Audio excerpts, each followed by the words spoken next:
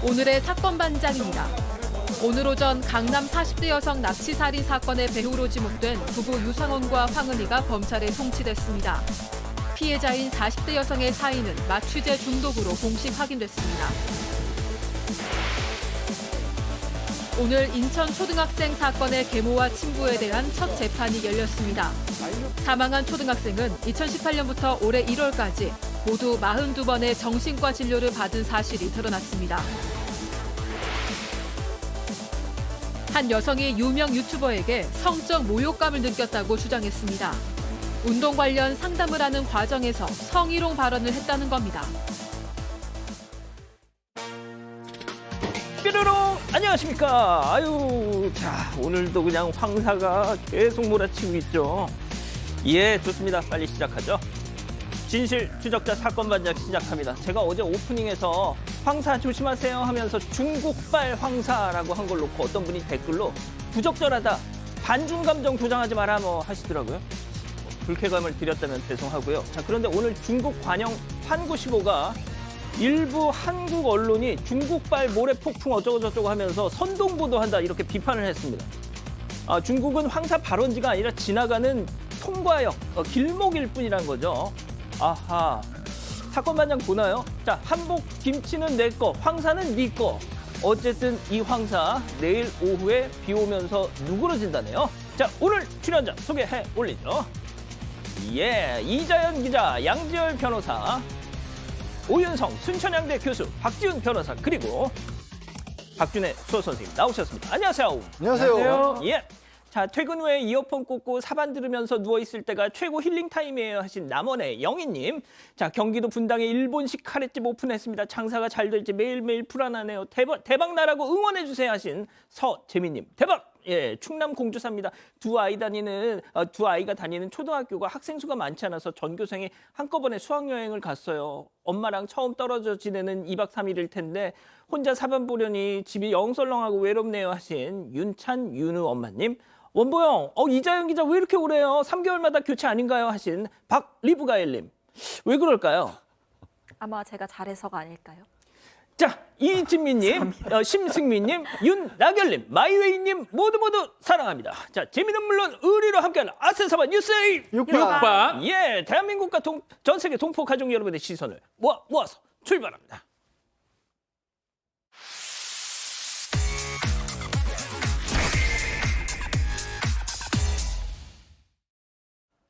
첫 번째 뉴스부터 가보죠. 자나깨나 불조심입니다. 자, 지난 이 강릉 화재, 산불 화재 당시 상황이 정말 고스란히 느껴지는 영상 준비했습니다. 함께 보시죠.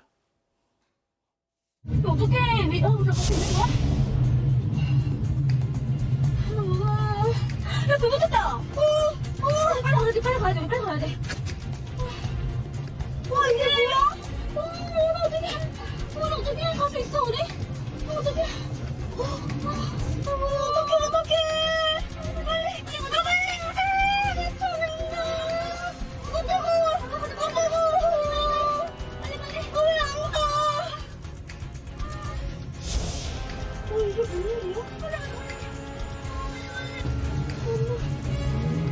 여기가 너무 안 보여서 빨리 못 나가는구나.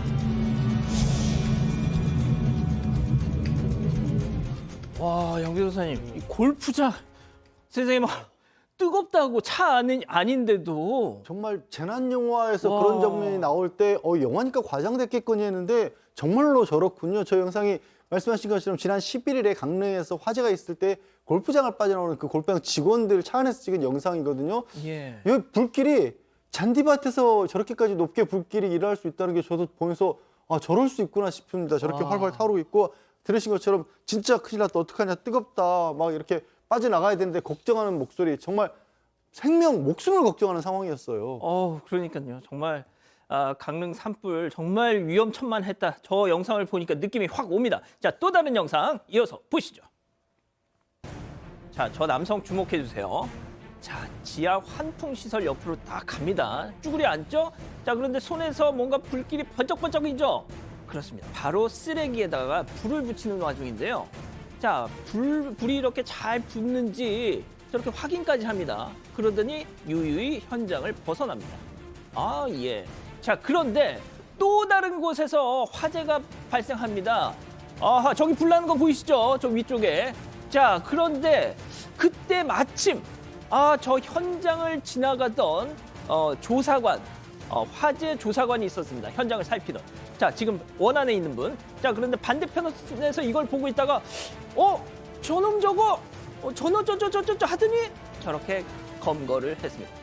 교수님, 이게 딱 봐도 말이죠. 연쇄 방화 같단 말이죠. 네, 저게 이제 충동 통제 장애 중에서 이제 방화강에 해당이 되는 것으로 보이는데요. 지난 2일 새벽 4시에 대전 중구 한 도로에 있는 쓰레기에서 화재가 발생이 됐습니다. 그래서 이제 그때 당시 신고가 접수되자 이게 이제 사람들이 별로 안 다니는 시간 아니겠습니까? 그래서 이제 이거는 방화다라고 해서 이 소방관들이 현장에 이제 출동을 했고요. 1차 화재 발생되고 난 이후에 40여 분이 지난 뒤에 또 인근에서 또 유사한 화재가 발생해서 이거는 동일범의 소행이다. 왜 그러냐면 이 방화강 같은 경우는 뭐 몇 분 간격으로 해서 이 연속적으로 불을 놓는 그런 특징이 있어요. 그래서 인근 CCTV를 확인해서 흰 옷을 입은 남성의 방화 정황을 이제 포착을 했는데 또 40분 뒤에 그 다른 곳에서 화재가 발생했고 그래서 이제 보통 이런 사람들은 자기가 불을 지르고 그 불이 나는 것을 옆에서 구경하는 그런 특징도 있어요. 그래서 이 화재 현장을 지켜보던 이 방화범을 현장에서 검거를 해서 경찰에 인계를 했는데 당연히 그 당시에는 나는 불을 지르지 않았다라고 부인을 했지만 나중에 이제 경찰에 가서는 충동적으로 저질렀다. 아까 제가 말씀드렸잖아요. 충동 통제 장애한 그 부분인데 주로 이제 어떤 불을 지르고 난 뒤에 심리적 또는 성적 안정감을 얻는다 이렇게 알려져 있고요. 실제로 이 원인은 열등감에 대한 일종의 그 보상 심리로 그렇게 알려져 있습니다. 그렇군요. 알겠습니다. 자, 두 번째 뉴스 이어가죠. 어린 물고기까지 싹 쓸 이입니다. 이게 무슨 얘기일까요? 영상으로 만나보시죠. 자, 우리 바다에서 불법 조업 중인 중국 어선을 발견했습니다. 자, 목포 해경이 경비함이 딱 저렇게 가죠. 중국 어선 위치를 파악한 후에 자, 물살을 가르면서 돌진합니다. 자, 그랬더니 항구공안 하면서 중국 바다로 저 중국 불법 조업하고 있던 중국 어선들이 막 도망을 치기 시작합니다. 자, 하지만 저렇게 이미 올라타가지고요. 우리 경찰 결박을 하고 뭐 도망간다고 이게 뭐 안 되겠습니까? 자, 이게 말이죠. 일이다. 그냥 그물을 친 게 아니라 치어까지, 그러니까 어린 물고기까지 다 잡아가는 싹쓸이 그물을 놓고 있었다는 거 아닙니까? 네, 맞습니다. 범장망이라고 하는데요. 어제 아침 7시 반쯤에 전남 신안군 가거도의 남서쪽 107km 해상에서 이 경제수역 어업주권법 위반 혐의로 260톤급 중국 어선 한 척을 납포했습니다. 이 중국 어선은 일명 싹쓸이 그물이라고 불리는 이 범장망을 사용했는데요. 길이가 250m 정도 되고 이 폭은 75m에 달하는 대형 그물입니다. 그런데 그물코 크기는 2cm 정도밖에 되지 않기 때문에 이 어린 물고기까지도 모조리 포획합니다. 우리 측 배타적 경제수역에서 조업할 수 없게 돼 있는 이유입니다. 그런데 중국 어선이 이 범장망을 사용해서 우리 해역에서 불법 조업을 했고요. 이후에 이걸 발견해서 붙잡았습니다. 이 적발된 중국 어선에는 20kg짜리 젓갈용 새우 100상자가 발견이 됐습니다. 박 변호사님, 네. 새우가 왜 이렇게 비싼가 했더니 그렇죠. 저기 사실 조금 더 넘어오면 많이 잡을 수가 있습니다. 그러다 보니까 뭐 어선들이 중국 어선 같은 경우는 더 잡으려고 계속 오는 거고요. 이 법적으로도 문제가 되지만 우리 영역에 들어왔을 때는 우리가 퇴거 조치를 취할 수 있고 지금처럼 잡아가지고 조사도 가능합니다. 그래서 지금 결국은 위치 정보를 받아가지고 목포 해경하고 이 서해 해경하고 같이 합동 작전을 벌려가지고 지금 중국 어선을 붙잡은 거거든요. 앞으로 이제 지금 잡았는데 뭐 조사한 후에 대부분 추방을 하겠지만 이 좀 더 적극적으로 못 들어오게 좀 막거나 좀 조치를 취해야 되는데 또 지금 너무 조업 기간이었다기보다 때문에 계속적으로 들어오려고 하고 그 부분이 계속 충돌적으로 요소가 작용할 것 같습니다. 좀 강하게 좀 대응을 했으면 좋겠습니다. 자, 세 번째 뉴스 이어가죠. 작심한 이승기 정면 돌파입니다. 자, 지난주에 이 배우 견미리 씨 딸 이다인 씨랑 결혼을 했던 가수 이승기 씨. 자, 그런데 결혼 후에 자신과 가족들을 둘러싼 이런저런 설에 대해서 심경을 전했더라고요. 네, 어제 자신의 SNS를 통해서요, 이 결혼으로 쏟아지는 악플과 조롱의 심경을 밝혔습니다. 일단 팬들에 대한 미안함을 밝혔고 또 아내이자 처가 논란에 대한 해명 그리고 일련의 보도들에 대한 속상함이 주요 내용이었습니다. 그중에서도 가까운 지인들까지도 이 이미지를 생각해서 이다인 씨랑 이별하는 게 어떻겠냐 이렇게 권했던 사실을 전하면서요. 답답했다고 내 아내가 부모님을 선택한 건 아니지 않냐고 이렇게 이다인 씨에 대한 애정을 드러내기도 했습니다. 이어서 이 앞으로 도움이 필요한 것을 돌보고 아픈 곳을 살피겠다. 이 결심은 악플과 상관없이 지켜나갈 것이라고 밝혔습니다. 그러면서 또 축의금 전액을 이 취약계층 어린이들을 위한 지원기금으로 기부하겠다는 뜻을 밝혔습니다. 이 축복해달라는 말은 하지 않겠다면서요. 이 다만 앞으로 지켜봐달라고 당부를 했습니다. 자, 박 변호사님, 결혼에 대한 이런저런 뭐 부정적인 시선과는 별개로 이 세간에 알려진 내용 가운데 그렇죠. 이거 악의적으로 잘못된 거 많다. 또 이런 말도 했더라고요. 네, 이승기 씨 입장에서 뭐 대중이 옳지만 잘못되고 오보인 부분이 있다라고 얘기를 하고 있습니다. 특히 이다인 씨의 부친 같은 경우가 지금 주가 조작에서 260억 횡령하고 30만 명의 피해자가 양산됐다. 이 부분이 잘못됐다는 거예요. 매체라든지 유튜브를 통해서 이런 잘못된 내용들이 나가고 있기 때문에 이것을 좀 바로 잡아야 된다고 얘기를 했고요. 특히 이런 뉴스, 가짜 뉴스를 보도했다고 알려진 매체 5곳에 언론중재에 제소를 해가지고 정정 보도도 받았다고 이승기 씨가 밝히고 있습니다. 그렇군요. 알겠습니다. 자, 다음 뉴스도 이어가 보죠. 밤마다 시장을 돌면서 슬쩍입니다. 한밤중 시장에서 벌어진 일 만나보시죠. 자, 문을 모두 닫은 시장 내부입니다. 한 무리가 저렇게 주변을 배회하더니 수산물 가게로 들어갑니다. 자, 그러더니 지금 들어가죠. 들어가더니 카운터에서 현금을 저렇게 확 집어들고 이거 많이도 갖고 나가네요.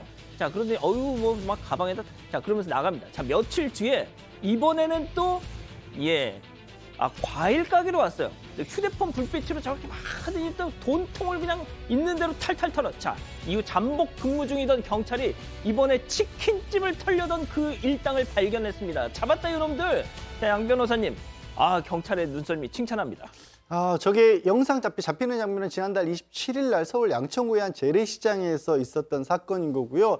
이 재래시장 요즘 상인분들 많이 힘드실 텐데 이 20대 청년으로 구성된 일당 5명이 일주일 동안 한 10건 정도의 절도를 해서 1,000만 원 가량의 피해를 입힌 사건이었습니다. 아이고. 뭐 수산물 가게, 과일 가게 다 털었고요. 마지막에는 치킨 가게 주변을 돌면서 3명은 망을 보고 2명은 들어가서 돈을 찾고 있다가 잡힌 건데요.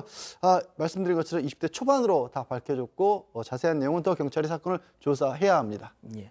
가게 안에 현금 가급적이면 안 놓고 가시는 게 좋을 것 같아요. 자, 마지막 사연으로 가보죠. 장모님께 뭐든 다 주는 아내입니다. 어떤 내용일까요? 네, 정말 말 그대로 모든 걸 장모님께 다 주는 아내 때문에 고민이라는 남편의 사연입니다. 이들은 오랜 연애 끝에 얼마 전에 결혼한 신혼부부인데요. 아직 둘 다 살림이 서툴기 때문에 시어머니가 음식 솜씨가 좋으시다고 합니다.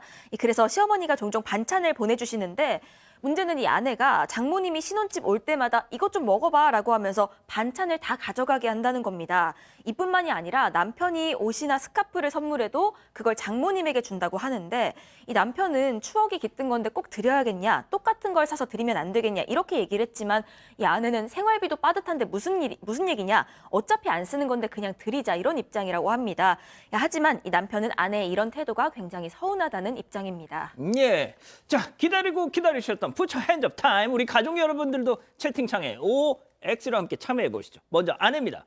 오빠, 지훈이 오빠, 내가 진짜 이 얘기까지는 안 하려고 했는데 오빠 골라주는 옷이랑 스카프 완전 구려. 나이 들어 보여. 그걸 내가 어떻게 하고 다녀. 반찬도 그래. 좀 나눠 먹으면 안 되니? 우리 엄마 입으로 들어가는 게 그렇게 아까워? 동그라미. 야, 교수님이 안 드셨어요. 좋습니다. 자, 다음은 남편입니다. 야, 우리 엄마가 장모님 드시라고 그 무거운 거 그냥 싸고 여기까지 반찬 공수하는 거야? 그걸 왜 족족 니네 집으로 보내는데? 야, 입장 바꿔놓고 생각해봐. 장모님이 해다 준 음식 우리 엄마한테 주면 너 좋아, X. 좋습니다. 2대2 좋습니다. 자, 우리 박 변호사님. 네, 근데 이게 왜 하나일 일인지는 잘 모르겠습니다. 진짜요? 이게 뭐 예를 들어서 결혼 반지를 예를 들어서 장모님한테 갖다 준다든지 뭐 하여튼 뭐 그런 어떤 중요한 건 모르겠지만 음식 같은 경우는 사실은 누가 먹어도 뭐 되는 거고 뭐 그만큼 맛이 있기 때문에 아마 그런 마음들이 지금 있기 때문에 가는 거지. 또 뭐 추억이 깃든 선물이라고 하지만 알고 보면 이 선물 자체가 어머니한테 줘도 될 만하니까 줬지 않을까 생각이 들거든요. 자신의 어머니한테. 그러니까 저는 이거를 굳이 그렇게 화낼 일인지는 사실은 모르겠어요. 뭐 어때요, 주면? 그거는 이제 그 반론은 우리 교수님한테 네. 들어보고요. 자, 일단 양 변호사님. 뭐 이것저것 대가 관계 이런 거 복잡하게 따질 게 하나도 없어 보입니다. 딱 한마디로 정리가 돼요. 어허. 장모님이 어. 뭘 주셨어요? 남편에게 소중하고 예쁜 딸을 잘 키워서 준 거예요. 뭘 더 바래요? 아이야. 어디서 그걸 서운하다 그래? 너무 지금 장모님 의식하시는 거 아니에요, 지금? 이 방송 보고 계시는? 안 보세요. 아, 진짜. 알겠습니다. 자, 우리 교수님의 말씀, 주옥 같은 말씀 기대됩니다. 전반적으로 이제 뭐 추구하는 거는 큰 문제가 없는데 이게 이제 균형감을 상실하게 되면 문제가 발생이 된다라고 하는 거죠. 두 사람이 결혼을 한다라고 하는 것은 양쪽 집으로부터 독립을 한다라고 하는 그런 의미가 있기 때문에 그런 여러 가지 어떤 의존적인 것에서는 서서히 이제 탈피를 해야 된다라고 봅니다. 그런데 일단 이 딸 같은 경우는 어머니와의 관계가 좋긴 하지만 그 의존성 성향이 지나치게 되면 그게 문제가 될 수 있다는 거죠. 예컨대 시어머니가 반찬을 주는 거는요, 이거는 며느리만 먹으라고 주는 게 아니라 아들도 같이 먹으라고 주는 거예요. 근데 그걸 갖다가 전부 다 장모님한테 주면 만약에 그 시어머니가 그 얘기를 들으면은 조금 더 서운할 가능성이 있고요. 그 다음에 장모님 같은 경우도 준다고 그냥 덥석덥석 받지 말고, 야, 이거는 네 남편이 너 이런 기념일 해가지고 주는 건데 이걸 나한테 다 주면 어떡하냐. 그거는 네가 좀 알아서 해라. 이렇게 해서 좀 균형을 잡는 것이 왜 그러냐면 이 두 사람의 신혼 부부들이 뿌리를 내려서 한 가정을 이루는 것에 도움이 되느냐 안 되느냐 그런 것들을 조금 고려를 해서 하는 것이 지혜롭다, 저는 그렇게 봅니다. 혹시 두 분 뭐 반론이 있으십니까? 사실 저 이제 오래 사셨기 때문에 더 잘하시겠지만 장모님하고 아내하고 사이가 좋고 이게 자주 왔다 갔다 하면 결과적으로 나중에는 남편에게 득이 됩니다. 그러니까요. 예. 진짜. 장모님한테 제가 주고 싶어요, 사실. 아, 진짜? 다 드리고 싶어요. 모두 주고 싶어요. 아니, 그러니까 장모님한테 괜찮아요. 풀어야지 여기까지 안 건너옵니다. 그렇죠. 장모님하고 알았어. 결과론적으로 편해집니다. 아, 그렇게 깊은 뜻이. 네. 자, 이 기자. 네, 가족 여러분들 여러 의견 주셨는데요. 일단 오롱님, 준다고 가져가는 장모님이 더 이상하다 이런 말씀도 해주셨고요. 서옥희님, 이럴 줄 알면 시어머니 반찬하시지 말라고 하세요라고도 하셨습니다. 내일도 맑은님, 지금은 스카프 반찬이지 곧 돈차 집이 됩니다라고도 말씀을 하셨고요. 하지만 푸흐흐님, 나도 친정에 뭐 주고 싶어요. 그런데 항상 마음뿐이네요. 뭉게구름님, 반찬 많으면 나눠 먹을 수도 있지 않나요? 라고도 하셨습니다. 알겠습니다. 각자의 판단에 맡기죠. 자, 어제 저희가 이 원룸 화장실 문, 이 손잡이 고장으로 한 남성이 몇 시간 동안 갇혀 있다가 그 휴대폰 AI 덕분에 구사일생했다는 뉴스 전해드렸죠. 이 현직 열쇠 수리업 하시는 박춘봉 선생님 영상 보고 그 영상을 보고 귀한 말씀을 주셨습니다. 그런 일이요. 부지기수라는 거죠. 예, 화장실 이 손잡이에 물기가 들어가면 녹이 생겨서 고장이 난답니다. 갇힌다는 거죠. 손잡이 이 제거를 해도 일반인들이 이 고장난 문고리를 끝까지 열고 나오기는 거의 불가능하다는 게 우리 박 선생님의 말씀이셨습니다. 일단 손잡이에 물이 들어가지 않게 하는 게 제일 좋은 예방책이라고 하시더라고요.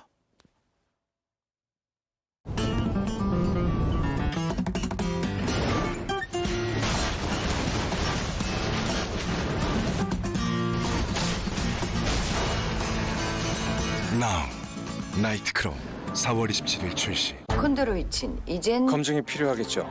어떤 콘드로이친인지, 충분히 콘드로이친을 담았는지. 기능성은? 그건 기본 아닌가? 관절이 기억할 만하네. 이름값이란 이런 것. 관절엔 콘드로이친 1200.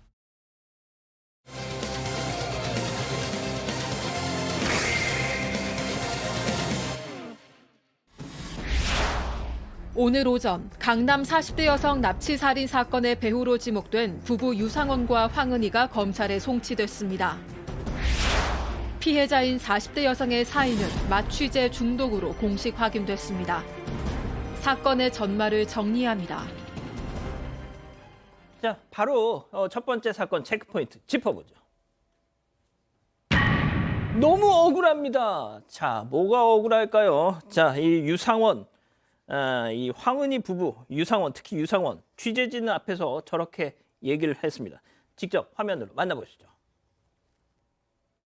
이경우 씨가 범행 먼저 제안한 거 맞습니까? 억울합니다. 이경우에게 7천만 원 건넨 거 맞습니까? 억울합니다. 강도살인교사 혐의 계속 부인하십니까? 이경우 씨가 범행 제안한 거 맞나요? 너무 억울합니다. 어떤 점이 억울하시다는 거죠? 아니, 뭐가 억울한지 설명을 해야 될 거 아니에요. 네, 그런데 그 부분에는 답을 하지 않았습니다. 이 경찰이 오늘 유 씨 부부를 강도살인 혐의로 이 검찰에 구속 송치를 했는데요. 이들은 이번 사건의 실행범이죠. 이경우, 황대한 그리고 연지호와 이 범행을 공모한 혐의를 받고 있습니다. 유상원은요, 상의에 달린 모자를 한껏 당겨서 저렇게 얼굴을 가린 채로 오늘 아침 8시쯤에 경찰서를 나섰습니다. 그러면서 취재진이 이경우가 범행 제안한 게 맞냐, 7천만 원 보냈냐 이런 질문을 했는데요. 그저 억울하다고만 이 3차례 대답을 했습니다. 아내인 황은희는 역시 질문에 아무런 말을 하지 않았고요. 일그러진 표정으로 호송차에 올랐습니다. 아무리 억울할지언정 숨진 피해자보다 더 억울하겠습니까? 자, 그런데요, 저희가 또 이 얘기를 안 하고 갈 수가 없어요. 그 유 씨 부부, 이 유상원, 황은희 부부의 이 신상 공개됐던 사진과 오늘 보신 이 실물을 봤더니 완전 다른 사람이에요. 예? 일단 안경을 썼습니다. 실제로는. 예, 박 변호사님. 구별이 불가능하죠, 사실은. 그래서 이 사실 신상 공개 관련해서 두 가지죠. 절차로 봤을 때는 뭐 특강법상의 어떤 심의위원을 거쳐가지고 통과가 돼야 되고, 내용적 측면을 봤을 때는 외국 같은 경우는 머그샷을 찍습니다. 바로 직전에 찍어가지고 그것을 올리게 돼 있는데, 우리 현행법 어떻게 돼 있냐면 머그샷은 본인의 동의가 있어야지 올릴 수 있고요. 동의하지 않으면 신분증이나 뭐 이런 것들을 증명사진을 공개하도록 돼 있는데, 대부분, 거의 대부분입니다. 머그샷보다는 신분증이나 증명사진을 올리라고 합니다. 근데 신분증, 증명사진, 우리 일반인도 마찬가지지만 큰 차이가 나거든요. 이 공개하는 이유가 뭡니까? 잘라서 공개하는 게 아니거든요. 범죄가 또 다른 범죄가 있는지, 그런 어떤 알 권리적 차원에서 공개를 한다면 사실은 얼굴이 맞아떨어져야 되는데 머그샷이 아니라 그러면 얼굴이 다를 가능성, 확인이 불가능할 가능성이 많기 때문에 이 부분도 좀 고칠 필요가 있지 않을까 생각이 듭니다. 알겠습니다. 일단 본 사건 내용으로 다시 돌아가죠. 자, 교수님. 계속 억울하다는데 저렇게 얘기하면 발뺌을 하는 이유가 또 뭘까요? 글쎄요. 지금 이제 그 억울하다라고 하는 것이 지금 크게 두 가지예요. 이경우라는 사람이 범행을 계획을 해서 제안을 했느냐. 근데 억울하다. 사실은 여기서는 그런 적이 있습니다, 없습니다라고 얘기하는 것이 옳죠. 그다음에 이제 7천만 원을 범죄 자금으로 자기가 건넸느냐. 이것도 억울하다. 그러면 건넸다 안 냈다 이렇게 나와야 되는데, 지금 이제 신상공개심의위원회에서 피의자들의 그 자백이라든가 통화 내역, 계좌 내역, 그리고 공모 혐의에 대한 증거, 이 모든 것들이 전부 다 분명하다라고 해서 신상 공개를 했는데, 글쎄 이렇게 억울하다라고 하는 것이 잡힌 게 억울한 것인지, 아니면 어차피 앞으로 재판 과정을 거쳐야 되기 때문에 지금 현재 상태에서는 아직도 그것에 대해서 수긍을 할 수 있는 마음의 준비가 안 된 것인지, 그것이 상당히 궁금합니다. 자, 그리고 말이죠. 어제 국과수가 숨진 피해자 부검 결과를 내놨는데 그 사인이 나왔죠. 네, 마취제 성분 중독이 직접 사인이었습니다.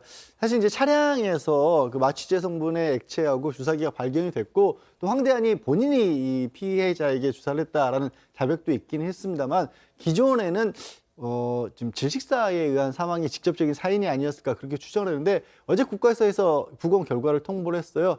마취제 성분이 직접적인 사인으로 그렇게 밝혀졌고요. 이 마취제를 그럼 누가 공급을 한 거냐? 이경우의 아내가 간호사로서 이걸 공급을 했고, 경찰에서는 이경우 아내도 이게 어디 쓰일지 알고 있었다고 보는 것으로 봅니다. 그래서 간접살인, 그 강도살인의 방조로 불구속 상태지만 검찰에 같이 송치를 했습니다.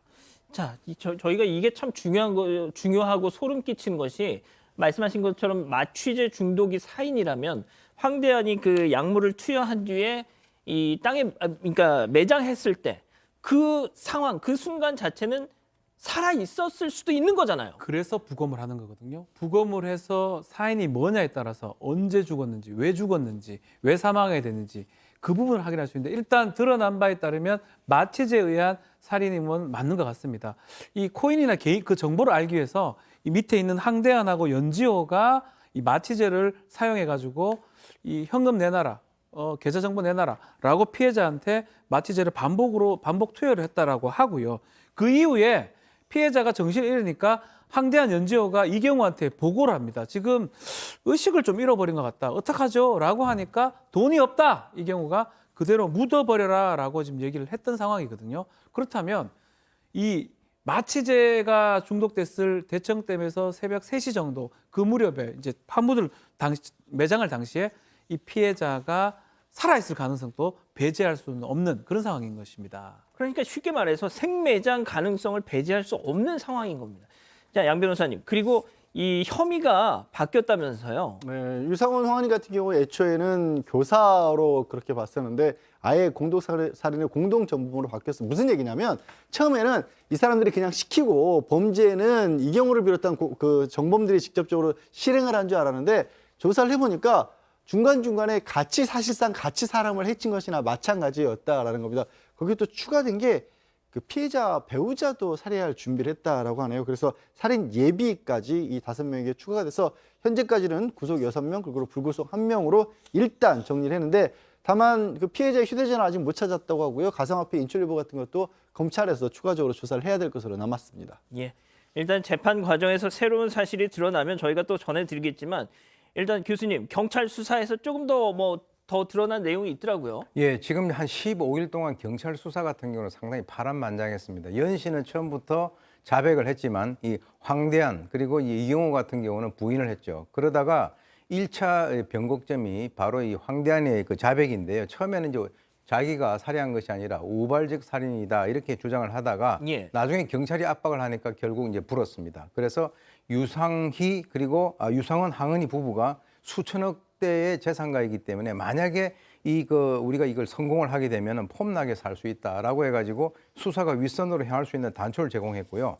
그리고 2차 변곡점은 이경우의 경우인데 이경우가 체포가 된 이후에 일주일 동안에 범행을 부인했는데 맞습니다. 아내가 면회를 왔어요. 그런데 아내가 뭐라 그랬냐면 그 바로 이제 유 씨 부부의 그 아내인 황은희가 자기를 갖다가 미행하고 협박을 했다.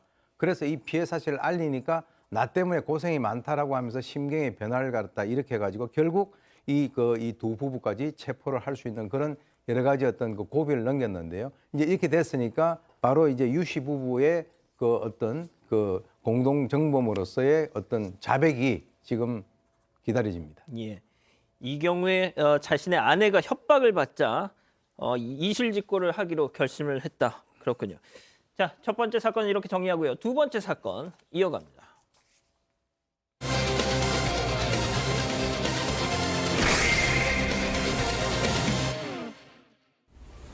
오늘 인천 초등학생 사건의 계모와 친부에 대한 첫 재판이 열렸습니다.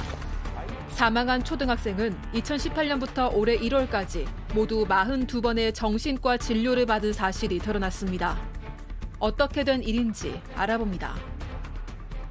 자, 오늘 첫 재판. 이 계모 모든 혐의 순순히 인정했습니까? 네, 일단 부인을 했습니다. 일단 오늘 오전에 첫 재판이 열렸는데요. 이 계모는 생년월일이랑 직업 등을 재판장이 확인할 때부터 거의 들리지도 않는 목소리로 대답을 했습니다. 그리고 검사가 공소사실 설명할 때는 고개를 푹 숙이고 흐느꼈습니다.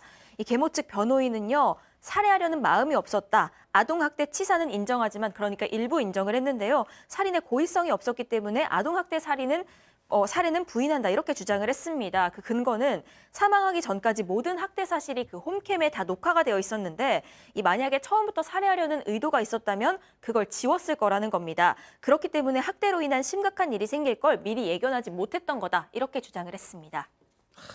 양 변호사님 들으셨죠? 저는 살해할 마음이 없었습니다. 그러니까 이게 왜 이런 일이 생기냐면 이제 아동학대 치사는 인정을 했어요. 아이가 체중이 줄어들고 화상 자국이 있었고 몸에 그렇게 많은 상처가 있었으면 이러다가 죽을지도 모른다. 아동학대 치사까지는 인정한다는 거예요. 근데 우리가 살인이라고 하는 건 왜 결정적인 그 어떤 폭력 같은 거, 유형력 같은 거 있지 않습니까? 사람이 죽을 만한 그런 걸 하지 않았으면 살인이라고 잘 안 봅니다.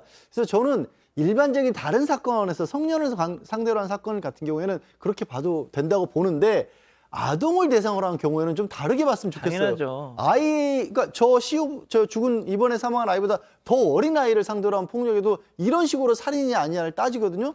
그 어린아이들 같은 경우는 언제 어느 때 사실 사망할 수도 모르는 상황까지 몰아붙였는데 결정적인 어떤 그 힘이 없었다고 해서 미필적 고의로조차 인정 안 된다. 이렇게 보는 건 저는 좀 아니라고 보고, 또 그거 말고 다른 주장도 있는데, 공소장에는 이 아이에 대한 학대가 시작된 계기가 이 엄마가 자기가 유산을 하면서, 그러니까 이 지금 사망한 아이를 그 키우다가 유산을 하면서 그 불만으로 인해서 아동학대를 시작했다라는 식으로 검찰은 보고 있는데, 이 계모 측에서는 그게 아니다. 미워한 적이 없다. 왜? 일기장에 보면 그 사망한 아이가 이렇게 썼다는 거예요. 나 때문에 아기가 잘못됐는데도 엄마는 나에게 아무 말 하지 않는다. 이 얘기는 뭐냐? 엄마가 이 아이 미워한 적 없다라고 스스로 이 사망한 아이가 썼다. 이런 주장을 한 겁니다.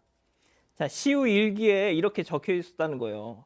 아유, 나 때문에 아기가 유산이 됐는데도 우리 엄마는, 그러니까 계모는 나한테 아무런 말도 안 했어요. 라고 일기장에 적혀 있더라는 겁니다.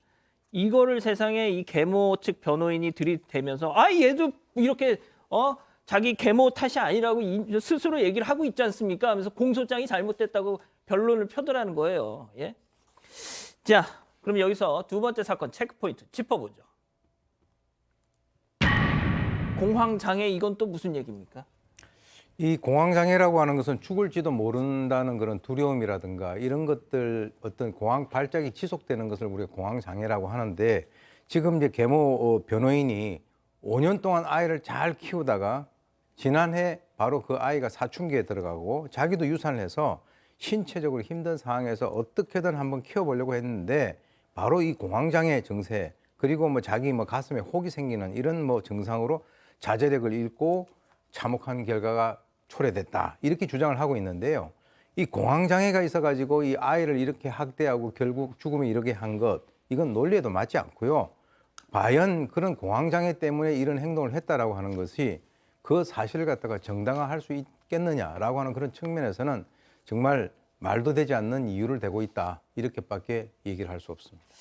자, 박 변호사님, 저는 진짜 이 변호사라는 이 직업이, 물론 저런 사람들도 최대한 어떤 변호를 해야 되지만 참 어떻게 보면 참 극한 직업이라는 생각도 듭니다. 예, 그렇죠. 저런 사람을 저렇게까지 변호를 해야 된다는 게. 또 뭐 심신미약이라든지 심신상실, 이 형법이나 이런데 이 준비되어 있는 그런 내용들을 변론할 때 사용해야 되기 때문에 막 그런 것들을 한 게 아닌가. 다만 그 어떤 공황장애가 범행하고 관계 있다, 이런 부분들은 재판부의 정권 사항이고요, 감정이나 이런 걸 통해서 확인이 되는 부분입니다. 그래서 뭐 지금 얘기한다 해가지고 그게 받아들여지지는 않을 것 같습니다. 예. 자, 그런데 이 친부, 그러니까 저희가 그동안 뭐 진짜 좋게 봐야 방관했다, 아니다, 같이 살인에 가담한 거다, 이렇게 비판했던 친부도 오늘 재판에 있었죠? 네. 친부 같은 경우는 한 1년여에 걸쳐서 본인도 아이한테 학대를 가하고, 특히 이 아내가, 계모가 학대하는 것을 알고도 모른 척한 부분, 방임이라고 표현합니다. 그래서 이 상습 아동 학대죄 등이 지금 문제되는 그런 상황인데, 다만 이번에 변호인 주장, 이 친부 관련해서는 이런 주장을 합니다.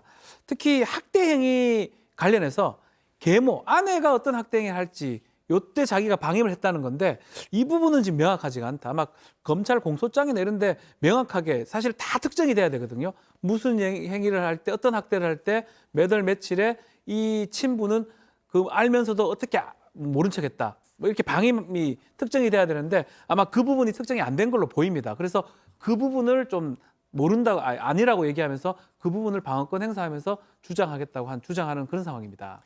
자, 저희가 일단 이 재판의 뭐 이 내용을 전해드려야 되니까 이렇게 가감 없이 전해드리고는 있지만, 참 들으면서 정말 기가 차잖아요. 자, 그 시우가 세상에 남긴 그 가슴 아픈 기록이 지금 전해지고 있더라고요. 네, 이 아이의 정신과 진료 기록인데요. 이 아이는 숨지기 전까지 42차례 정신과 진료를 받았습니다.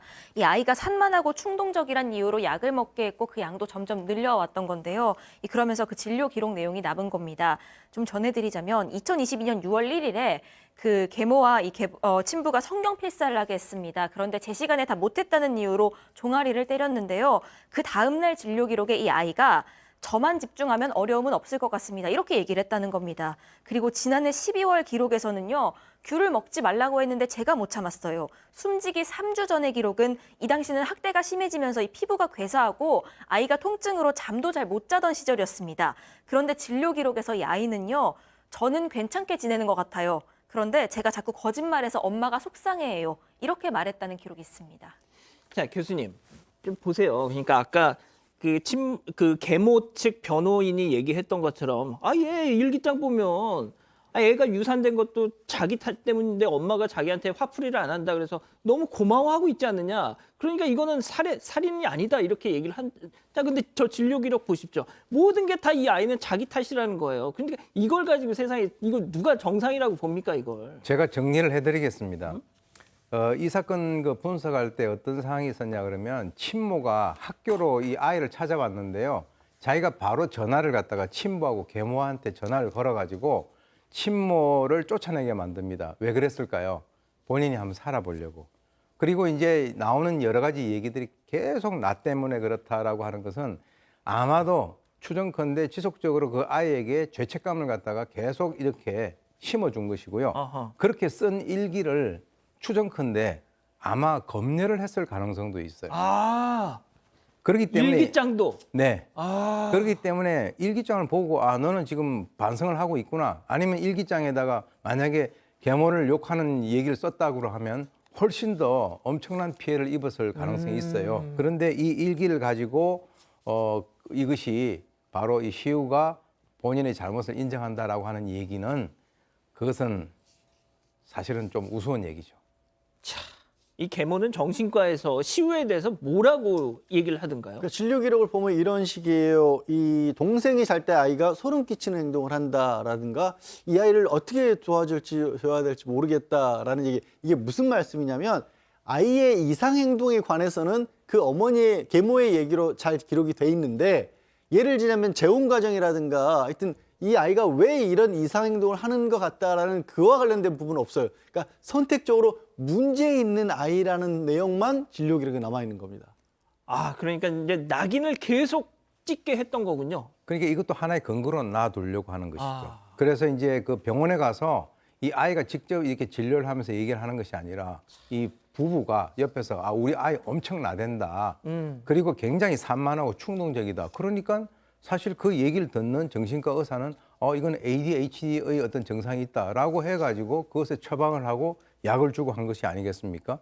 그러니까 결국은 그 아이에게 일종의 낙인을 찍음으로써 아이 스스로가 그래 나는 원래 좀 충동적이고 문제가 있는 아이다라고 스스로 그것을 수용할 수 있도록 어른들이 아주 세뇌를 시켰다라고 밖에 볼 수가 없는 것이죠. 세상에 그런 기록, 그런 자료를 가지고 이 계모 살인 아니잖아요 라고 변론을 편다는 게 이게 납득이 되겠냐고요, 이게 박 변호사님.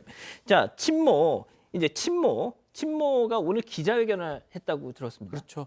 지금 친모 입장에서는 상당히 억울합니다. 이렇게 아이가 막 죽게 되면서 그 부분인데 지금 친부도 지금 모든 범행을 조금 계모한테 넘기는 그런 모양새고 예. 반성을 하지 않고 있다라고 친모는 얘기를 하면서 이 두 사람 다 공동 정범이다.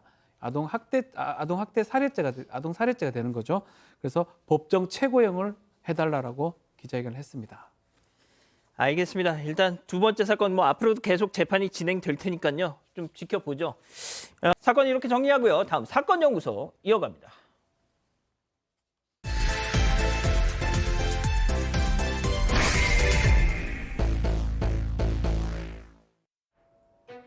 충남 서천의 조용한 작은 동네. 마을로 들어가기 전 도로가에는 작은 슈퍼 하나가 있습니다. 주인방이 딸려 있는 낡은 조립식 건물. 그런데 한겨울 이른 아침, 이 슈퍼에서 갑작스럽게 불길이 치솟습니다. 안쪽에선 주인 할머니가 잠을 자고 있을 텐데 마을 사람들은 발만 동동 구르는데요. 결국 건물을 완전히 집어삼킨 불은 가게를 다 태우고서야 꺼졌습니다.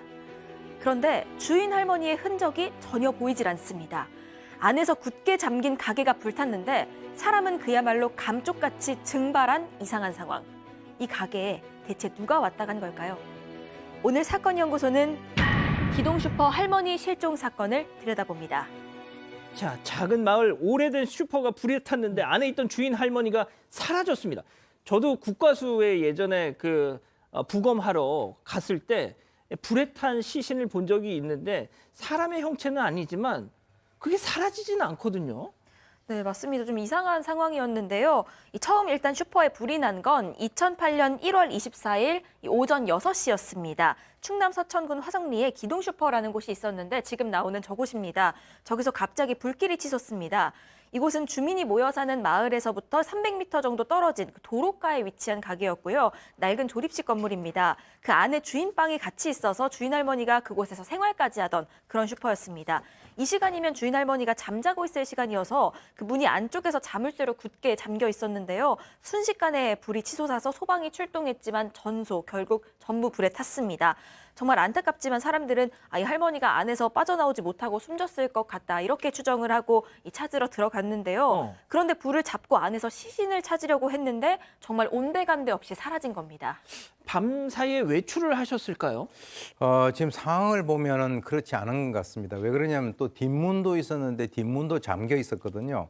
그래서 이제 이 슈퍼 같은 경우는 이제 그 주인방 그리고 이제 음식을 만드는 홀 그리고 이제 그 매장으로 구성이 돼 있는데 불에 모두 타가지고 사실은 이제 어디서 불이 났는지 발화 위치를 파악하는 것이 상당히 어려웠는데 조사를 해보니까 큰 방 중심으로 불이 났다. 근데 거기에서 무슨 예컨대 누전이라든가 이런 정기적인 결함이 있는 것이 아니라 사람이 불을 냈을 가능성이 높아 보였는데요. 어허. 이 불이 난 시각은 소방에서 출동을 하기 한 20-30분 전인 같은데 바로 이것 때문에 이 할머니가 밤사이 외출을 안 했다는 거죠. 왜 그러냐면 타담한 장판 밑에서 혈흔이 나왔습니다. 아이고야. 그런데 그 유전자 검사를 해보니까 바로 보이지 않는 그 주인 할머니 것으로 밝혀졌다. 그러니까 이게 강력 사건이 아니겠습니까? 그런데 수사를 하면서 그 근처 인근에서 시신이 발견돼야 되는데 시신도 발견이 안 됐다. 그렇다면 아까 우리 이 기자님 말씀하신 대로 그야말로 사람이 증발한 그런 사건으로 시작이 됩니다. 그럼 마지막 목격자가 있을 거 아닙니까, 양 변호사님? 불나기 이틀 전에 여기 이제 시골 슈퍼마켓이니까 시내에 나가는 그 표를 거기서도 팔았답니다. 그래서 아침에 주민이 9시 정도에 가서 뭐 시내 나가려고 표 사겠다고 하니까 할머니가 나도 시내 나갈 일이 있는데 좀 바쁘니까 몸이 안 좋으니까 가서 콩나물 좀 사다 달라고 부탁을 했다라고 하고요. 또 슈퍼니까 식품업체에서 배달 올 거 아니에요. 그 배달 오는 직원이 이 단골 손님, 그러니까 그때 갔었을 때 아침에 그날 9시인데 아침 단골 손님이 그때부터 술을 마시고 있었더래요. 예. 근데 그 단골 손님이라는 사람이 점심때도 갔더니 할머니하고 싸우고 있더라. 식품업 직원이 가니까 아침부터 그때까지 술을 마시고 있었다는 거. 어쨌든 그때도 할머님을 본 겁니다. 예. 또 오후에 택배기사도 택배를 맡겨달라면서 들렀고 그 택배기사가 맡겨놓은 택배를 찾으러 그러니까 오후 7시 저녁 무렵에는 그 마을 주민들이 또 가서 할머니를 본 겁니다. 이틀 전까지는 할머님이 계셨던 거예요. 그럼 장사를 계속 하고 계셨던 그렇죠. 거네요. 화재 이틀 전 저녁까지 슈퍼가 운영이 됐었는데 이제 그때 조금 이상한 부분들이 있었어요. 특히 택배 같은 것들이 슈퍼에서 취급하기 때문에 택배를 찾으러 간 이제 주민 동네 부부가 이제 갔었는데 저녁 7시쯤에 찾아가 보니까 이 평소보다 일찍 문이 닫혀 있었고요. 또 안에 불은 저기 켜져 있어가지고 밖에서 문을 계속 두들렸는데 할머니가 아무런 얘기가 없어가지고 결국은 휴대전화를 걸어봅니다. 예. 근데 받지 않았고요. 어허. 그러다가 갑자기 부부가 무슨 일이지라고 하는데 그 전화 안 받고 얼마 딱 지나서 한 10분 정도 지났을 때 갑자기 불이 탁 꺼지는 겁니다. 할머니 계시나? 라고 생각하면서 이 부부는 그 자리에서 떠났고요. 그 다음 날도 별일 없었고 그 다음 날 새벽에 이제 화재가 발생했던 겁니다. 자, 그러니까 정리를 하면 동네 부부가 할머니를 찾아가니까 누군가 갑자기 그 가게 방 불을 탁 꺼버렸고 그러고 나서 다음 날 가게 영업을 하지 않았고 또 그 다다음 날 화재가 발생했다. 자, 그렇다면 그 불이 딱 꺼졌을 때 그 안에 누군가 다른 사람이 있었다는 느낌도 오는데 말이죠. 그거는 팩트죠. 그런데 지금 이제 경찰에서 추정하기는 2008년도 1월 21일 18시에서부터 20시까지 그 한 2시간 사이에 그 목격자들의 진술을 중심으로 우리가 구성을 해봤을 때 피해를 당했을 가능성이 있는데 그때 당시에 누군가가 바깥에서 인기척이 있으니까 안에 누가 있다라고 하면은 들어오려고 그럴 거 아닙니까? 예. 그러니까 불을 딱 꺼버리면은 할머니가 뭐 주무시려고 예. 불을 껐다 이런 식으로 이제 될 수가 있는데 그렇다면 사실 나중에 이제 다다음 날 와서 불을 질렀는데 이런 경우는 가끔씩 있어요. 뭐냐면 전형적으로 범죄 은폐 목적의 방화라는 겁니다. 아하. 그런데 이제 추정컨대 시신을 어디다가 유기를 해놓고 난 이후에 방화를 했기 때문에 그 방화한 자리에서 이 할머니의 시신이 발견이 안 됐다. 그렇죠. 예, 그렇다면은 이제 한 그 근처에 제가 봤을 때는 아주 멀리 있는 사람이 아니라 그 근처에서 거기를 왔다 갔다 하면서 나중에 어두웠을 때 들어와 가지고 불도 지르고 이렇게 한 것으로 그렇게 보입니다. 자, 그렇다면 할머니가 뭐 원한 관계에 있었던 사람이 있었나요? 특별히 시골에서 지내시는 분이 무슨 원한 관계가 있을 가능성도 별로 없었고요. 예. 그것도 뭐 돈이 많으실 리도 딱히 없어 보이지 않습니까? 뭐 저 시골의 작은 슈퍼에서 돈이 있으면 얼마나 있을 거고 현금을 받아놨으면 얼마나 있겠습니까? 다만 땅하고 집은 있었는데 도로가 뚫릴 예정이었다라고 합니다. 그래서 보상금이 1억 2천만 원 가량. 이거는 이제 크다면 큰 액수가 예. 될 수 있는 그런 예정이었고요. 둘째 아들하고 좀 사이가 안 좋다는 식의 소문이 있기는 합니다. 자, 그 슈퍼 오가는 그 손님들도 많았는데 그 중에 뭐 용의 선상에 오를 만한 사람들은 없었나요? 네, 일단 둘째 아들 같은 경우에는 관련이 없다는 게 좀 수사 결과 드러났고요. 다른 용의자들을 좀 설명을 드리자면 일단 그 할머니가 갖고 있던 집에 살고 있던 세입자가 있었습니다. 이 세입자가 용의선상에 올랐는데 딱히 알리바이가 없어서 좀 의심을 했지만 그렇다고 혐의점이 있지도 않았습니다. 이 두 번째로는 인근에 살던 전과 6범의 남성이 있습니다. 심지어 이 할머니를 상대로 강도행각까지 벌인 적이 있는데 이 때문에 더 의심을 받았지만 이 사람은 사건 직전에 동네 벗어난 게 확인이 되면서 용의선상에서 배제가 됐습니다. 이 세 번째 용의자 같은 경우에는 40대 동네 주민인데요. 정말 하루가 멀다 하고 이 슈퍼에서 술을 마시던 사람입니다. 그 아까 전에 기동 슈퍼 방문한 사람이 술 마시던 남자가 하나 있었다 이렇게 얘기를 네네. 했잖아요. 그 난동 피우고 있었던 사람, 바로 이 남성입니다. 당시 목격자 진술에 따르면 이 남성이 할머니한테 소리를 지르면서 가만 안 두겠다고 소란을 피웠고 할머니에게 결국 뺨을 맞고 나갔다고 합니다. 그러면 앙심을 품기에 가장 적합한 사람인 것 같은데요? 그러게 뭐 동네 주민들도 좀 이상한 사람이었다라고 얘기는 했고요. 눈에 띄었던 부분이 이 사건이 1월에였는데 그 1월에만 슈퍼에 그러니까 할머니에게 전화를 20번이나 했다라는 겁니다. 그리고 경찰에서 조사를 하는데 막 부들부들 떨면서 막 불안해하고 있고 뭔가 좀 이상해서 거짓말 탐지기 조사라도 하려는데 심리 상태가 너무 불안정해서 조사도 못할 정도였다고 합니다. 하지만 할머니를 해치지는 않았다고 절대로 안 왔다고 얘기를 하고 또 그렇게 전화를 많이 한 것도 슈퍼 문 열었나 알아본 다음에 가서 술 마시려고 했다라는 거예요. 그래서 술을 많이 마신다고 할머니하고 좀 싸우기도 했지만 멀쩡할 때는 사이도 좋았다라고 얘기를 해서 딱히 그런 걸 가지고 사람을 해칠 정도는 아니다가 됐던 거죠. 아, 그러니까 워낙 막역해서 야 이놈아 하면서 막 이렇게 때리기도 하고. 아침부터 술 먹으니까. 아, 이거 아니 또 다른 특이 사항은 없습니까? 자, 이 용의자 한 3명 정도가 사실은 크게 혐의점을 발견할 수가 없었습니다. 특히 딱 짚히는 게 없었는데 그 택배 때문에 갔던 부부의 얘기에 따르면 그 당시에 자전거 한 대가 옆에 있더라라는 얘기가 있었고요. 최초의 화재를 신고하고 발견했던 사람의 얘기에 따르면 또 하얀 차가 옆에 있었던 것 같더라라고 하는데 CCTV에 뭔가 그 가게 근처에서는 없고요. 가장 가까운 CCTV에서는 뭔가 있을 것 같은데 진눈깨비 같은 게 있어가지고 예. 특이점을 발견하지 못했다고 합니다. 아,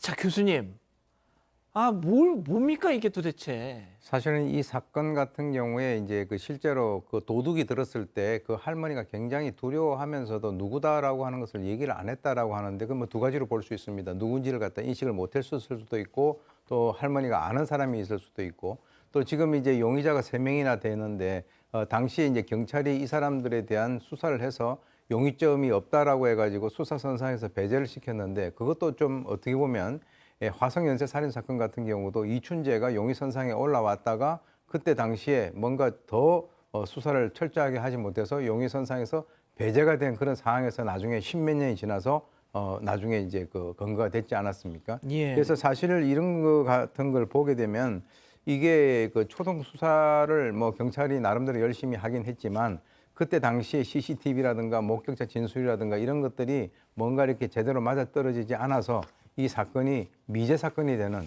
그래서 저도 이제 이 사건에 대해서 이제 분석을 하고 했었었는데 정말 이 사건 같은 경우는 그야말로 할머니의 그 피자국만 남기고 이 할머니 시신도 찾지 못한 그런 아주 전형적인 그런 미제 사건이라고 봅니다. 예. 일단 가족분들은 그 불에 탄 슈퍼 옆에 비닐 하우스를 만들어 놓고 지금도 할머니가 돌아오시기를 기다리고 계신다고 하더라고요. 아직 생존해 지금 사망하신 건 아닙니다. 실종이죠. 예, 생존해 계신다면 지금 올해 91살이 되셨을 텐데 야, 이거 방법이 없습니까, 이거? 네, 그러니까 결국 이런저런 단서의 어떤 파편들은 있는데요. 할머니 행방은 찾지 못하고 결국 지금 미제로 남아있는 상황입니다. 이런 가운데 사실 이 사건 얘기하면서 또 다른 사건인데요. 이 사건을 언급을 안 할 수가 없습니다. 이 실종 사건 벌어지기 4년 전에 이 같은 서천에서 일어난 유사한 미제 사건이 주목을 받기도 했습니다. 아, 같은 서천. 예, 맞습니다. 한 카센터 주인이 숨진 사건이었는데요. 이 주인은 가게 밖에서 살해를 당했고 그 카센터가 불에 탔습니다. 전소가 돼서 카센터 안에 있던 사람들까지도 모두 숨진 채로 발견된 사건입니다. 이 당시에도 범인이 카센터 주인을 살해한 뒤에 카센터에 고의적으로 불을 지른 사건으로 보이는데 그 당시에도 이 범인이요. 누군가를 범인으로 지목하는 듯한 그런 괴편지를 남겼습니다. 이게 어떻게 보면 수사에 혼선을 주기 위한 시도로 보이기도 하는데 이게 일면 이 기동슈퍼 할머니 실종 사건과 비슷한 부분이 있기도 합니다. 이 두 사건이 관련성이 있다는 지적이 나오면서 이 범인이 같은 사람이거나 최소한 모방범죄일 것이다 하는 분석이 나오고 있지만 알 수 없는 상황입니다. 카센터 사건도 미제 사건이군요. 예, 미제 사건입니다. 같은 서천에서 아이고. 일어난 유사한 미제 사건입니다. 예. 이 때문에 사실 이 충남경찰청 이 미제 사건 수사팀에서는요. 오래된 사건인 만큼 방송을 통해서 좀 적극적인 도움 얻고 싶다고 했습니다. 이 제보 전화 많이 받을 수 있도록 도움 달라고 했으니까요. 이 지금 나가고 있는 전화번호로 아시는 분은 연락 주시면 좋겠습니다. 예. 아무튼 많은 좀 제보가 좀 가서 할머니 좀 뭔가 좀 단서가 잡혔으면 좋겠습니다. 자, 사건 연구소 이렇게 정리하고요. 글로벌 픽 이어갑니다.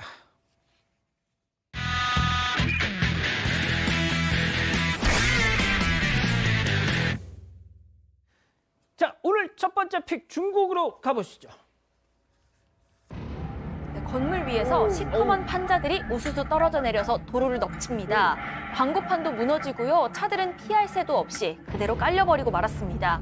도로는 순식간에 아수라장이 됐고 자네들은 바람에 흩날리면서 여기저기 떨어집니다. 뭐가 떨어진 거예요? 도로를 덮친 건 바로 지붕이었습니다.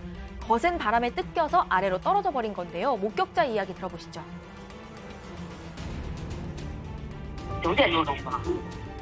这顶整个那个就是那个楼顶上那个楼盖的那个瓦呀，还有那个槽缸啊，那都下来了。在俺家门前广告牌两头的那边那个广告牌也砸了，俺们这边也砸坏了好多车呢，车的没几个人，还挺轻的，不严重。 네, 이 떨어진 지붕은 도로에 있던 10여 대의 차들을 덮쳤습니다. 심지어 오토바이를 타고 지나가던 한 운전자는요, 지붕 파편에 맞아서 머리를 다치기도 했습니다. 지붕 잔해가 차 주변에 떨어지면서 운전자가 차에 갇히는 일도 벌어졌습니다. 아유, 어떻게 어쩜 좋아. 네, 하필이면 철제 지붕이어서 그 수습도 쉽지가 않았습니다. 이 때문에 일대 상점들은 모두 문을 닫을 수밖에 없었고요. 도로도 완전히 마비가 됐습니다. 아유. 사고 현장에 출동한 경찰과 담당 공무원들 재빨리 피해 복구 작업에 나섰습니다. 이번 사고로 재산 피해는 있었지만요. 그래도 천만다행히 인명 피해는 없었다고 합니다. 그렇군요. 자, 다음은 태국으로 가보시죠. 네, 트럭 짐칸에 남성 여럿이 타 있죠. 문에 걸터 앉은 모습이 약간 좀 위험해 보이기도 합니다. 그래도 좀 천천히 지나가면서 교차로를 지나가던 순간 차가 쿵 하더니 트럭 뒷문이 활짝 열렸습니다. 걸터 앉아있던 남성, 짐과 함께 그대로 뒤로 자빠져 버리고 말았습니다. 도로 한가운데 덩그러니 떨어진 이 남성은 내가 언제 넘어졌냐는 듯 자연스럽게 일어나서 차로 뛰어갑니다. 아, 좋았어. 네, 자연스러웠습니다. 예, 자연스러웠어. 조깅하듯이 뛰어가는 모습을 보니까 다행히 크게 다친 것 같진 않아 보이는데요. 이 모든 걸 보고 있던 블랙박스 영상 차주에 따르면 남성은 다친 곳 없이 다시 트럭에 올라탔다고 합니다. 이 차주는 남성이 바닥에 떨어지면서 차에 치이면 어쩌나 이걸 걱정했는데 다행히 주변에 달리던 차들도 남성이 떨어지는 걸 보고 이 충돌 사고도 피할 수 있었다고 합니다. 보통 저럴 때는 아픈 것보다 이제 창피한 게 더 먼저죠. 자, 다음은 최근 온라인에서 화제가 되고 있는 영상 함께 보시죠. 자, 커다란 갈색 눈에 통통한 볼을 가진 아이. 이제 2살이 된 귀여운 소녀입니다. 머리도 정말 어쩜 저렇게 예쁘게 묶었죠. 자, 이 2살 꼬마의 일상이 누리꾼들 사이에서 아주 화제인데 바로 저 모습 때문입니다. 저기 핑크색으로 깔맞춤한 패션에 글자 보이세요? 아이 가방? 저게 400만 원이 넘는 훌쩍 넘는 명품 가방입니다. 아, 진짜 제가 압니다, 저도. 네, 예. 진짜. 네. 이뿐만 아닙니다. 선글라스에 목걸이까지 화려하게 했고요. 자, 이번에 오른쪽 팔에 턱 걸친 G자 가방. 저것도 한 230만 원 정도 한다고 하네요. 자, 아이는 가방뿐만 아니라 입고 있는 옷들도 모두 고가의 명품 브랜드에서 나온 아동복입니다. 목걸이, 팔찌, 신발, 머리핀, 온몸을 모두 명품으로 휘휘 감아서 풀 착장을 하고 나오는 겁니다. 뭐 가품도 많잖아요. 저건 다 진짜래요. 아 진짜요? 예, 이 아이 엄마가 SNS에서 무려 140만 팔로워를 가진 유명 인플루언서라고 하는데 아이의 일상을 저렇게 찍어서 올리는데 항상 고가, 화려한 명품들을 입혀서 외출을 시킨다고 합니다. 근데 저 아이가 과연 본인 옷, 가방이 몇백만 원씩 고가하는 명품이란 거 알까요? 자, 저 아이의 모습을 본 누리꾼들 너무 부럽다, 잘 어울리고 이쁘다라는 반응을 보이기도 하고요. 반면에 아이답지 못하다, 이건 너무 어른처럼 입히는 거 아니냐, 이런 비판도 있습니다. 저는 부럽습니다. 자, 다음은 중국으로 가보시죠.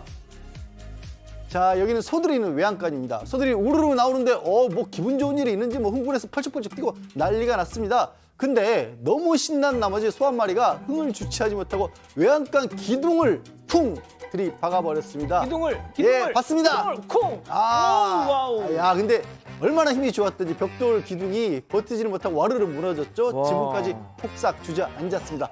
놀란 소들도 바로 도망을 가고 있고요. 근데 왜 저렇게 펄쩍펄쩍 뛰어요? 자, 소들이 집까지 무너뜨릴 정도로 신이 난 이유, 호주인에게 한번 들어보시죠.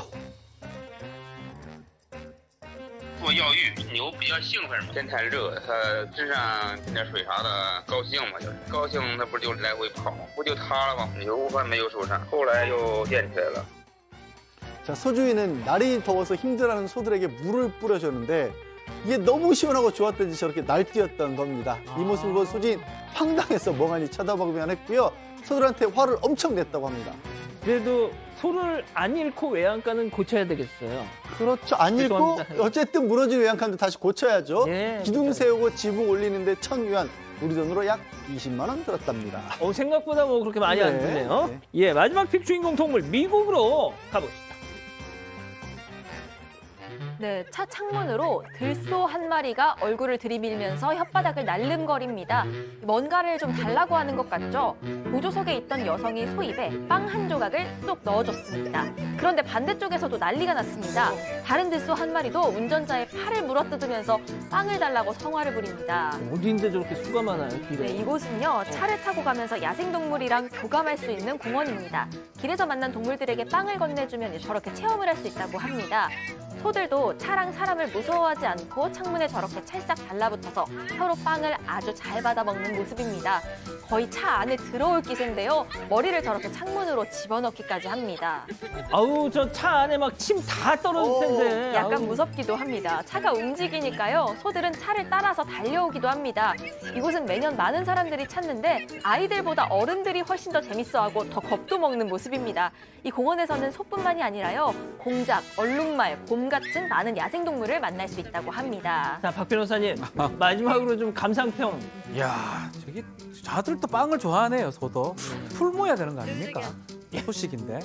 그런 생각이 듭니다. 저기 있잖아요, 다. 풀 먹어라, 빵 먹지 말고 이런 생각이 드네요. 맨날 밥만 먹을 수는 없지 않습니까, 사람도. 빵은 아닌 것 같아요. 아, 진짜요? 네. 알겠습니다.